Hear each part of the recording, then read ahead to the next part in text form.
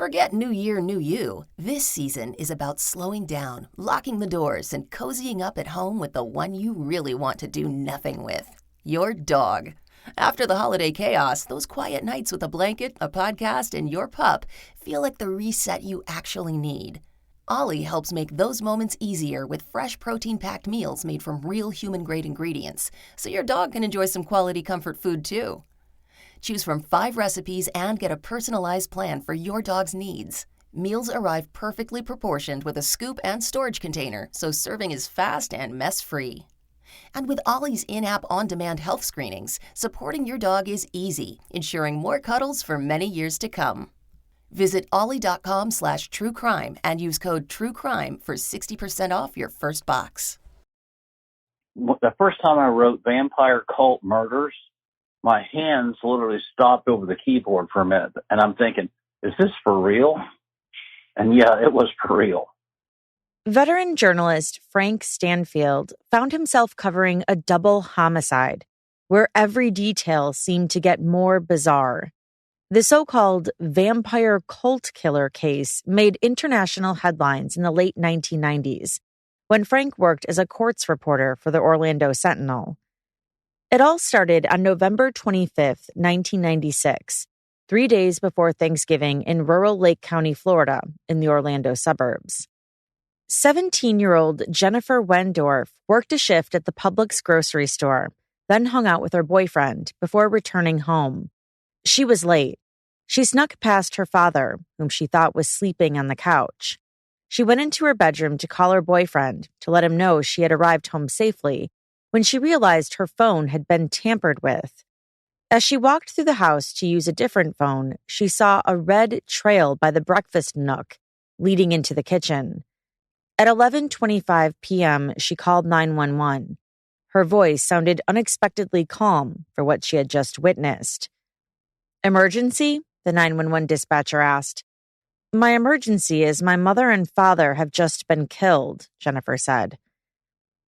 Jennifer's mother, Naomi Ruth Queen, was lying face down, dead on the kitchen floor in a pool of blood. For the rest of the episode, I'm going to refer to her simply as Ruth. Jennifer ran back into the family room where her father, Richard Wendorf, was positioned, lying face up on the couch. His head was covered in blood. Lake County Sheriff's Deputy Jeffrey Taylor, the first official to arrive at the scene, later testified in court.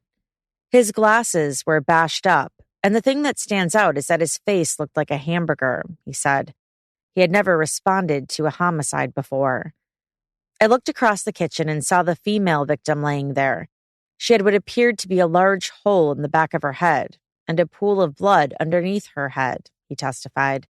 It was apparent that they were both deceased. They couldn't have lived through that. There were signs of chaos and a possible robbery. In the primary bedroom, jewelry had been thrown from the jewelry box and scattered on the floor. The Wendorf's blue 1993 Ford Explorer was gone. But most concerning of all was Jennifer's 15-year-old sister, Heather, was missing. The police didn't know if Heather was abducted, if she was part of this thing, if she was a murder victim herself, or what. And that's how the whole thing started. It raised the hair on the back of everybody's neck. Jennifer and Heather came from a well-loved family. Their father, Richard, had been a respected businessman in Orlando. He worked for a container company in Orlando as a manager, a very highly respected guy, straight arrow, all that good stuff. And the mom not only stayed at home, but she was a volunteer at the girls' high school.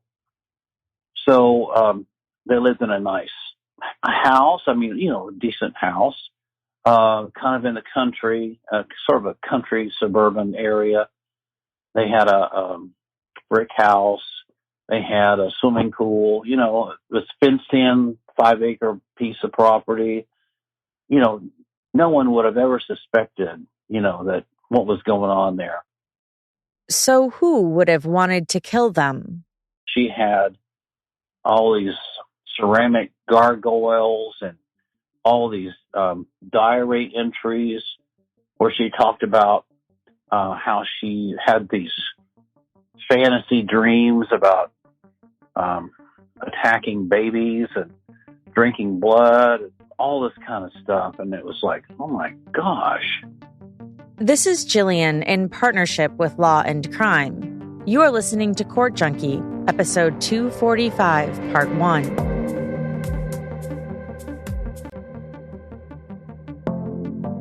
Investigators asked Jennifer Wendorf what went through her mind when she walked into the crime scene, her family home. Jennifer told them she thought she was dreaming. "This can't be my life," she said. "I just saw my mom at 3 p.m., less than 7 hours ago. My dad woke me up for school in the morning. I didn't think it was happening to me. I was in shock. At first, I just kind of sat there shaking. I didn't know what to think. Things started going through my head about Heather, things I knew all along, and it's coming together, and it's all too coincidental." Jennifer opened up about life inside the Wendorf home. Her parents had been having trouble with her sister Heather, who was now missing. It just seemed like friction that a teenager would go through. But the only thing is she got really agitated with it. If Mom would tell her to clean her room, she'd just get extremely agitated and blow up. Blow up as in, I'll clean my room when I want to clean it. Some of the audio is a little difficult to understand. These are recordings from the 1990s, after all, but I'll recap the points made after each one. Jennifer told them her younger sister got angry. Heather didn't like to be told to clean her room. She didn't like to be told she couldn't go out with friends. And she also didn't like being scolded for talking to her friend Rod on the phone. Rod, who used to live in Eustis, Florida, had moved to Kentucky and would call Heather collect, which ran up expensive phone bills. That added to the tension in the house. Heather's parents interrogated her over the phone bill and forbade her from talking to Rod. They would try to intercept when the phone rang. "Get off the phone," Heather would shriek in response. Heather and Jennifer also had a sibling rivalry. Both the girls were in gifted programs at school. In Heather's eyes, though, the older Jennifer was prettier, the cheerleader, the recent Florida State University scholarship winner. Heather was jealous, said Jennifer, who dismissed the rivalry. She said her parents were proud of Heather's piano playing and artistic talents. Perhaps these problems, teenage outbursts, natural sibling competition, fights with parents, seemed like normal friction in a house with high schoolers. But according to Jennifer, sometimes Heather took things to the extreme. She said 2 months earlier, Heather talked about killing their parents. The two sisters were up late at night talking in Jennifer's room when Heather brought it up. Heather asked Jennifer if she ever thought about killing them. Okay, was that the only time she mentioned it, or did she mention it anymore? It seems to me like there's been another time when she said that she just wished that they would die. That might have been a longer time ago. But I know it's been more than just one occasion that she said it. She said she believed there was another time Heather said something about it, but she couldn't recall exactly what she had said. Other witnesses investigators spoke with corroborated what Jennifer was telling them. Brandy Gonzi, a classmate at Eustis High, later said that she overheard Heather say she wanted her parents dead on the Friday before the murders. Jennifer also elaborated on the list of strange things Heather did. In her bedroom, Heather decorated with gargoyle statues and had dice hanging on the wall. She kept a witch's Bible. She drew gargoyles and skulls and read books about vampires. She claimed to have an imaginary friend. Heather had also recently started declaring that she was a vampire. Of course, Jennifer thought it was all nonsense. But Heather also seemed to be struggling mentally. Jennifer said she wouldn't eat. She was depressed. She cut herself with razors. Jennifer said that years prior, Heather used to be more like her, sharing the same clothing style, the same outgoing personality. But Heather changed when she met her best friend Janine in middle school. By high school, Heather and Janine were inseparable. Heather then started dyeing her hair and dressing more grunge-like. She was eager to prove she was different from everybody else. In a way, that brought Heather down too, because Heather never used to be like that. Heather turned this way when she met Janine, Jennifer said. Jennifer was also leery of Rod Farrell, the 16-year-old boy always calling the house collect. She believed Rod was, in fact, a hitman. Jennifer told investigators she had an old boyfriend who harbored angry feelings towards her. Heather's solution? Heather suggested Rod could kill him. Just tell me, Heather had said, and next time Rod visits Florida, he can do it. She just implied Rod had enough guts to do it, Jennifer said. There was no joke about this guy. Jennifer now suspected that Rod had something to do with her parents' murders. She told the officers she believed he was involved. And what about Heather? According to the investigative report, quote, at the conclusion of the initial interview with Jennifer Wendorf, her final statement was that she was sure that her sister, Heather Wendorf, was somehow responsible for the death of her parents.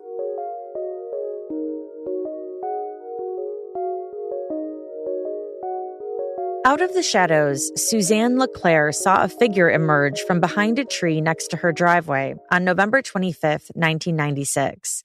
If it startled her, she didn't say so on the stand during her court testimony. November 25th had been a special day for the LeClaire family. It was her daughter Janine's birthday. Suzanne had finished her school day teaching, went out shopping, then came home, baked a cake, and wrapped presents. Despite all of her efforts, however, this birthday hadn't been a perfect one. Janine was fighting with her dad. She also seemed irritated by her best friend, Heather Wendorf, when Heather called the house that evening. At around 9:30 p.m., Suzanne realized Janine wasn't in her bedroom. She suspected Janine had wanted to clear her head on a walk down their dirt driveway, like she normally did. I got in the car to go get her, because it was dark and it was a school night and she needed to be home and inside the house, Suzanne told investigators. So I drove down the road and I had a feeling that I was going in the wrong direction. So I turned the car around and went back, and Janine was at the end of our driveway.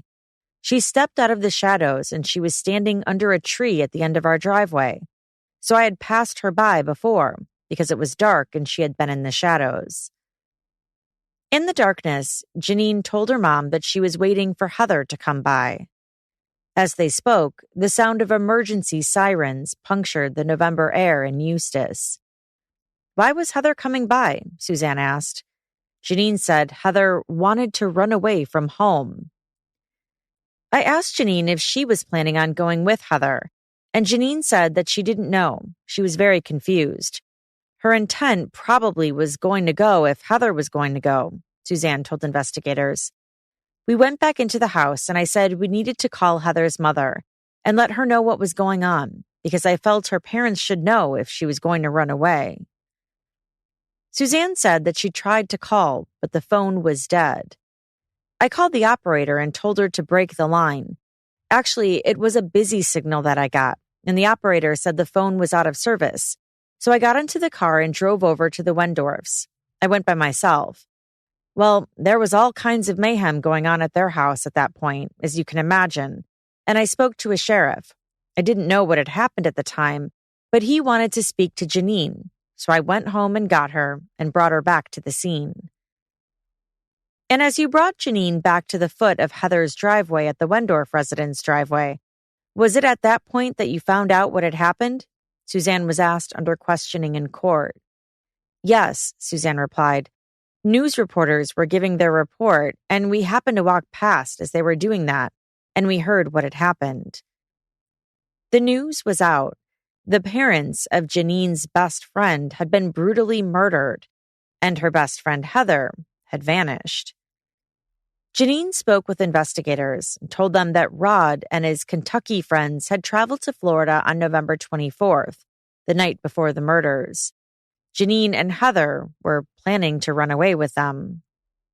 Janine LeClaire, who described herself as closer than sisters with Heather, had some bizarre things to say about Rod. She said Rod believed he was a vampire, although Janine wasn't so sure. Rod, who used to date Janine, never showed her his fangs when she asked. She seemed willing to play along, though, and let him perform a vampire ritual of crossing over on her. They drank each other's blood, which supposedly then turned Janine into a member of the blood-sucking undead, too. He drank my blood, and I supposedly crossed over, she told investigators. That's what Rod you referred to as crossing over? Yes, sir. Okay. She became a vampire at that time? Yeah, supposedly. Okay. Did Rod feel that he was a vampire, or was it just a game? I might have actually felt that he was. I'm not sure. I don't know. She said Rod's mother once walked in on Janine and Rod after they had already cut themselves. Rod's mother would later testify that she remembered going to check in on them because Rod's bedroom light was off. She saw the tissues, the marks. She panicked. He said they were doing a soul exchange thing or something like that, something to that effect. Something like soulmates or something, Rod's mother said. And I said to get out of my house and don't ever come back again, and she didn't. Janine said Rod had crossed over Heather earlier Monday, the same day Heather's parents were murdered. Did Heather mention anything to you about she crossed over? Yes, she had been crossed over the November 25th, 1996. Okay, that same day that you all were supposed to leave. Right. Did she say where it happened or when? After school. Okay. So it was Monday afternoon. Right. Right. Did she say where? She said that they were in a cemetery. The Eustace one. Okay. The one near the high school? Yes. Okay. And again, crossing over means? Become into a vampire. Okay. And drinking each other's blood. Right. Okay. Did she tell you that she had done this with Rod? Yes. Okay. Did she seem excited when she was telling you this? How was? Not very excited. She just sounded like, talking. She was asked if Heather believed she was a vampire, and Janine said she thought sometimes she did, and sometimes she had her doubts. She wasn't sure. It was just a way to escape reality more than anything. She was asked how much trust and faith Heather had in Rod. As far as I'm concerned, too much. I took it with everything that he said was basically probably a lie. That I was just playing a game. I wouldn't believe anything until I saw it. Heather's not like that exactly. I think I try to point out some of the little holes in some of his many lies and stuff to her, but not really. She just kind of wanted to believe. I guess escape from this reality. Okay.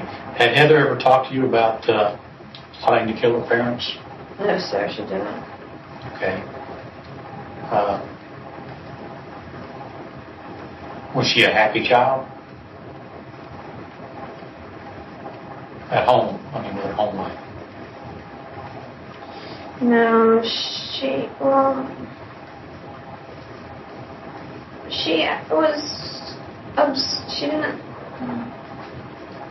wasn't sad all the time. When I was around her, she was basically happy. When we weren't around her, just when it was just me and her, we were happy. And when she was with her boyfriend, she was happy. When she was just kind of escaping reality, she was happy.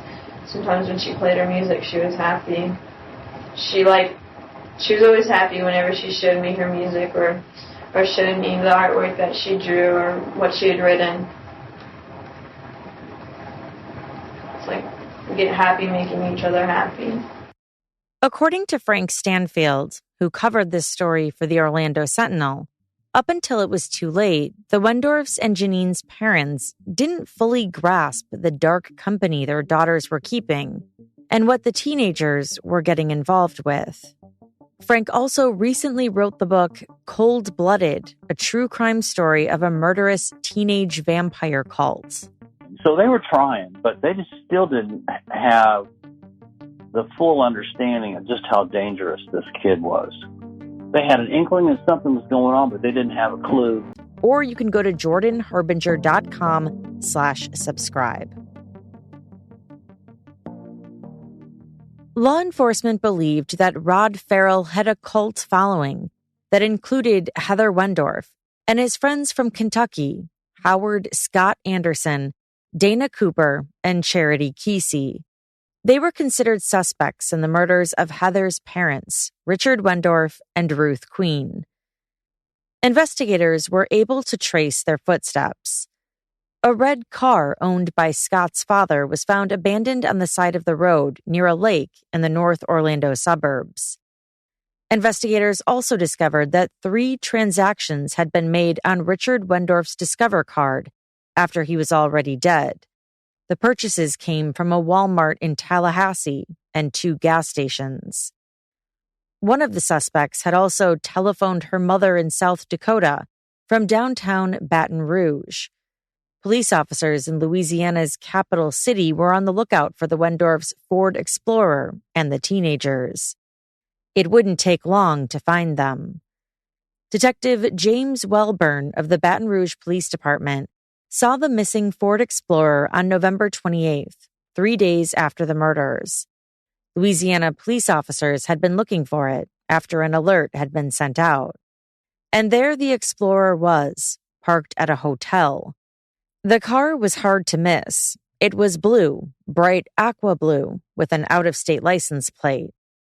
Detective Welburn also saw a group of 5 young people. I was by myself at the time. There were other officers in the area where the people check in, he later testified. During that time, I called for backup that was on the front of the building inside, and probably within 10 seconds, he came around and helped.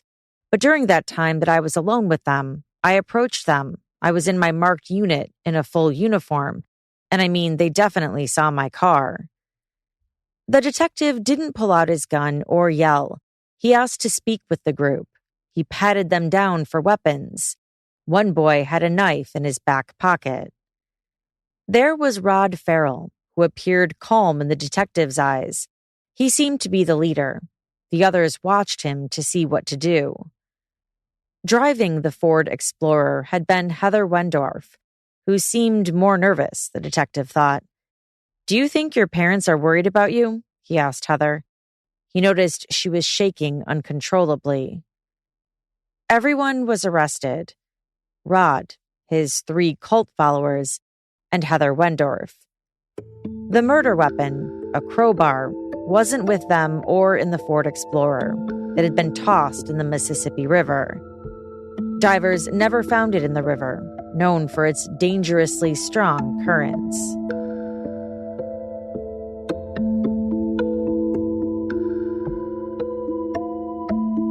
The police officers took the teenagers back to their station, separated them from each other, and fed them pizza for Thanksgiving dinner, and then McDonald's breakfast the following morning. Baton Rouge Sergeant Ben Odom, a 22-year veteran of the department, interrogated Rod Farrell first. Rod Farrell, he said, seemed full of bravado and wanted the police officers to know that he was the one in charge. First, though, Sergeant Odom had to navigate through some jurisdictional legal hurdles. Louisiana law required a minor suspect to have his parent or guardian present during a police interview. Florida law did not. Sergeant Odom got the okay to go ahead and get a statement from Rod after he contacted the Florida state attorney and his local district attorney. Meanwhile, Lake County Sheriff's Detective Al Gussler had been on his way to Murray, Kentucky, where he suspected Rod had returned back home. Then he got the alert to head west instead, to Baton Rouge, where the teens had all been caught and detained. At 6:30 a.m. on November 29th, without having slept, he reached the Baton Rouge Police Department to participate in the interviews with Rod. Detective Gussler noticed scratches on his face. The interviews would last all day until 6:24 p.m. You're aware, I'm sure, of why we're here to speak with you this afternoon? Yeah. Okay, and that being what? Let's see. The murders of Heather Wendorf's parents. Rod was read his Miranda rights, and he agreed to speak with the investigators. He told them that he and his group of friends were planning on running away, but that he wasn't really sure if Heather wanted to go with them. On the night he helped her cross over, he said he questioned her. He said she seemed to have a good life in Eustis, Florida. So I was just asking her if she was sure she wanted to leave, because I knew it had been a year and she got a steady boyfriend. The only thing she was flunking in school was French. Mm-hmm. You know, it seemed like a halfway good life, at least. So I was asking her for sure if she wanted to leave with us. Nothing about hurting about death or anything besides running away. Okay. The officers asked Rod if Heather wanted him to kill her parents. Did you discuss with her about her parents at that time? We didn't think anything about her parents at that time. We didn't think about the parent thing until 2 minutes before we did it. Okay. So that was kind of spontaneous. It wasn't premeditated. Have you didn't mention anything to her and ask her about if you wanted her parents killed, if she wanted her parents killed? Within the year, I jokingly said it once, but never thought I'd do it. Well, she's mentioned that you said it several times over the course of several months that you've said that to the last few months, mm-hmm. like the recent ones. Is that true? She's like throwing it in. Well, I mean, what's your version? Is that true or? Well, I'm saying she didn't plan on asking me. She didn't say, "Oh, please kill me." No, I'm asking you. I'm telling you. She's telling us that you asked her, "Do you want your parents killed?" Like I said it once because she kept throwing the hint to me, and then I just go, "What? Do you want me to kill your parents?" How was she throwing you a hint? She was just saying, shit like, "Well, if my parents happen to have a misfortunate accident or something, it'd make it a lot easier to run away." Things like that. He insisted that what happened, the murders, were not premeditated. I'm very strategic about it and very fast. I don't plan things out. Okay. As you notice, that's why we got caught. Rod freely confessed to killing Heather's parents, and he gave the investigators a play-by-play of what happened. He said before they were to run away, Heather said she wanted to see her boyfriend first before they left. So Rod's female friends drove her over there. Meanwhile, Rod and Scott walked up the driveway to Heather's house while the girls were gone. Their plan was to hog-tie the Wendorfs and then steal their car and money. He said the girls had no idea what they were doing. He described how he checked the Wendorfs' home and saw that it was unlocked, except for the front door. He scouted for a better weapon because he said he only brought a stick. I knew that a stick couldn't do shit. What were you planning on doing? I thought you were going up there just to hog time. I was saying just in case they attacked me. Okay. Because I didn't know how her father, how big he was or what. Okay. So I was taking precaution. I was looking for something stronger. And you found? A crowbar. Okay. All right, so you're in the garage. You found your crowbar in the garage. Yeah. I saw machetes, chainsaws, and axes. Notice I didn't use them because I didn't plan on killing anyone. But what happened is I went through the bathroom, or not bathroom, but like the laundry closet door because I found it was unlocked. Heather's mother was in the shower and her father was watching TV. He said he got Richard's attention while he was watching TV. He told him not to move or I'll beat the fuck out of you. Richard got up and Rod said he was scared he was going to attack him, so he beat him and kept doing it until he stopped breathing. He said he then began looking through the house for the car keys, hoping to find them before Ruth, Heather's mother, got out of the shower. But it was too late. And she started to lunge at me. She spilled her coffee on me. It went all over me. And then she clawed my face and grabbed my wrist. And that's when I took the straight into the crowbar and just started bashing the back of her head. So she was running away from you when this was happening? She was holding on to me. Okay. She had her fingernails embedded in my skin. Until she let go, I was going to beat the fuck out of her. And so where'd you hit her first? In the back of the head or the front of the head? You said? Right there? Okay. I only hit her once right there. All the rest of the time was back here. You'll notice in the pictures the big hole. I haven't seen him yet. Okay. He said she spilled hot coffee on him and clawed at him, which pissed him off.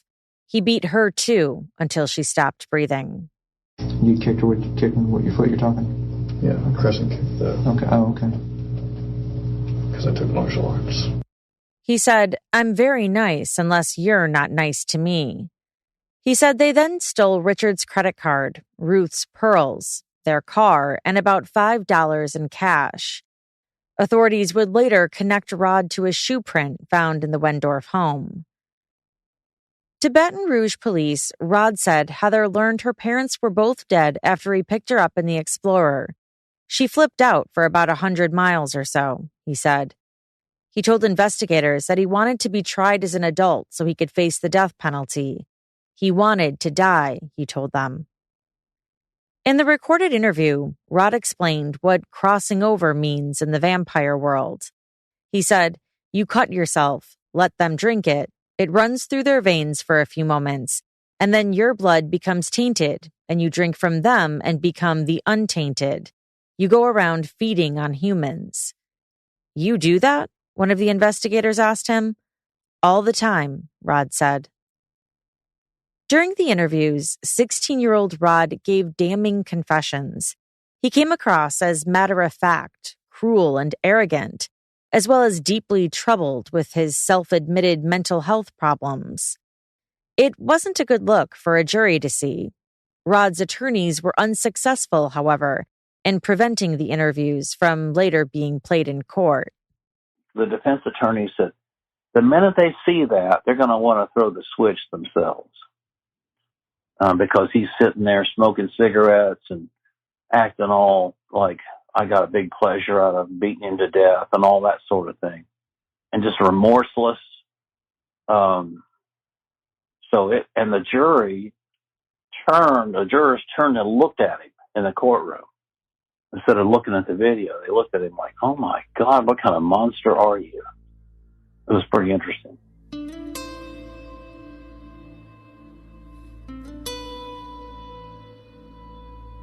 "15-year-old Heather Wendorf told Lake County Sheriff's officials that she had a good relationship with her dad and said that her mom usually set the rules.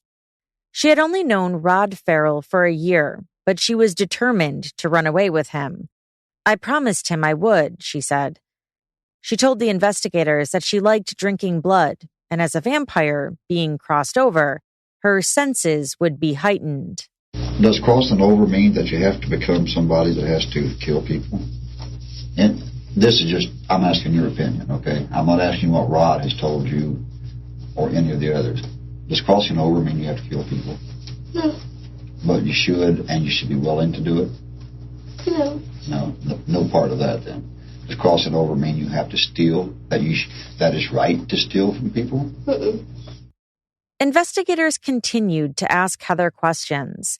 What did she know about her parents' deaths? Had she known in advance her parents were targets? Why was Heather with her parents' killer? There's a whole lot here we don't understand, obviously. I'm sure you can see that, okay?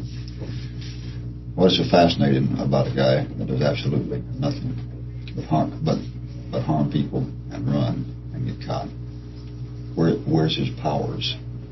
His powers wasn't strong enough to get him out of 2 or 3 states before he got caught. When asked if she knew why she was there, she said because she was caught being with Rod. He's an outlaw. I know that now, she said. She also denied ever talking with her sister about killing their parents. The investigators told her that Rod had a sketch of the inside of Heather's house, so he was familiar with the layout of their home. I didn't know he had that, Heather said. Could you get any feeling at all where he was coming from? What he had the capabilities of doing? And you didn't feel an obligation to abort those capabilities? Protect those victims? She said she didn't know they were going to be victims. We came here basically to see Who's going to be honest with us? Who's not going to be honest with us? Who can we give a break and who can't we give a break? It's simple as that. They said Rod said that Heather had told him that the doors would be unlocked at her parents' house. She said she didn't. They pointed out that the other teens had said that when Heather was told that her parents had been killed, she was upset for about an hour and a half, but then went back to laughing and smiling. She said she was still terribly mad and was so sad. When asked why she continued to stay with him, even after she found out, she said they were already on their way. We were already in the car. We were already gone, she said. You stopped 15 times at different locations. Any time you could have chose before you leave the lake house. Why did you choose to stay? She said there was no reason for her to stay there, that she thought she would be blamed for what had happened. No, we're trying to understand why you didn't stay and defend your mom and dad, who are no longer here to do it themselves. But you chose to go with the man who killed your parents. We're trying to find out why. You don't seem to think that there's anything wrong with that, other than an hour and a half of being upset, or a day. The interview continued. Investigators pushed Heather on why she laughed and smiled at Rod at the police station as if nothing had happened. They pointed out that they had been making funny faces at each other. Heather said she was just bringing a little levity to the room. If I didn't, I probably would have gone crazy in there, she said. Heather, is that how you want to leave this thing? What do you mean? You want us to leave here? And you come back to Florida and being charged and offer no explanation to any of our questions. If you have nothing to hide, why will you not offer any explanation to why you did and why are you doing what you're doing? Why? I would be furious if an individual did that to my parents. He probably would not be living if that individual did that to my parents. But yet, you two are considering it a joke out there, eating pizza across the table from each other. Considering it a joke. How can you stand to be in the same room with him and laugh and joke and smile at each other? Do you know what he did to your parents? Tell me. Tell me. He killed them. No, tell me what he did to your parents. I don't know. Yeah, you do. He just killed them. No, you know what he did because they told you what occurred. Tell me what they did, the officer demanded. I think they used a crowbar. I don't know, she said. When asked how she knew that detail, she said Rod told her, and he had the crowbar with him in the car. She said she doesn't know if he threw it out or not. Heather then told them that Rod had asked her a couple days ago if she wanted her parents dead or alive. She said she remembers telling him flat out, "Don't go near my parents." She said she wanted them alive. Why didn't you tell us about this before when we were asking you about it? You played dumb with us. These are the type of things we're talking about. Do you understand where we're coming from? She was asked why Rod had an obsession with killing her parents. She said probably because he knew she would go with him then and wouldn't have any reason to stay in Florida. But you did go with him, so why did he kill your parents? The officer asked. He likes killing people, she said. Has he killed people before? The officer asked. She said he told her that he has, but she didn't know the details. He likes killing people. He enjoys it. Didn't he tell you that? She asked. We talked, but I don't want to talk about him. I want to talk about you. Believe me, when I ask you a question, guess what? I know the answer. I want to see if you're going to be truthful with me. Through tears, Heather said she doesn't want to be in the same room as Rod anymore. Because he went against your wishes, right? He wouldn't listen to you, right? You feel that you're blamed for part of this? Bringing him? Being involved with him? She said she's afraid she's going to get in trouble and be blamed for what happened. After officers had interviewed everyone, Rod, Heather, and the other 3 teens from Kentucky were transported back to Florida in 2 transport vehicles. One drove in front of Detective Gussler's car, the other behind it, so he could keep an eye on both for the entire drive. Rod was charged with first-degree murder in the deaths of Richard and Ruth. He pleaded not guilty. As for his alleged followers, 17-year-old Scott Anderson pleaded guilty to being a principal to first-degree murder, while 17-year-old Charity Lynn Kesey and 19-year-old Dana L. Cooper pleaded guilty to third-degree murder. Heather went in front of a grand jury twice and was cleared. Basically, she said, I didn't know my parents were going to be harmed. That's her story. And so the prosecutor at the time brought Brad King, he was the state attorney and the circuit here. He took that to the grand jury, and the grand jury looked at it and says, look, what she did, running away and hanging out with these weirdos and all that was wrong, but not criminally wrong. To be charged as a principal to murder or felony murder, to be charged as a principal anyway, you have to know what was going to happen. You had to know or have some kind of active involvement in what this was. And what happened was Rod had these girls pick Heather up and take her to go see her boyfriend, while he and this other kid went inside and beat her parents to death with a tire iron. So, that's her story, and she's sticking to it. And but people in Lake County, to this day, a lot of people still wonder, she had to have some sort of culpability. And the prosecutor said, well, look, being an idiot and doing all these other things that she did might have been stupid, but it's not a crime. Rod's murder trial began in 1998. Almost immediately, there was going to be a surprise in the courtroom, one of several shocking moments in the Florida courthouse. Tune into part 2 of this episode next week. And that's all for this episode. Special thanks to Frank Stanfield for sharing his insight into this case. Check out Frank's book, Cold-Blooded, a true crime story of a murderous teenage vampire cult, which is available on Amazon and Wild Blue Press. Court Junkie created this episode primarily by requesting public records, including a sheriff's investigative report and audio recordings from the Lake County Sheriff's Office and State Attorney's Office, as well as accessing publicly available court transcripts for Rod's trial and interviewing Frank Stanfield, who covered the case as a journalist. This episode was researched and written by Gabrielle Russon.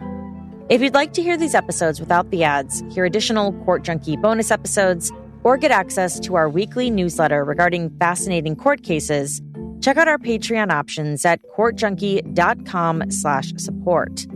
Also, be sure to check out our sister podcast, Civil, which covers interesting civil cases and trials. You can subscribe by searching for Civil Court Junkie. Everyone. Available on live TV and on demand. Download Pluto TV on all your favorite devices and start streaming now.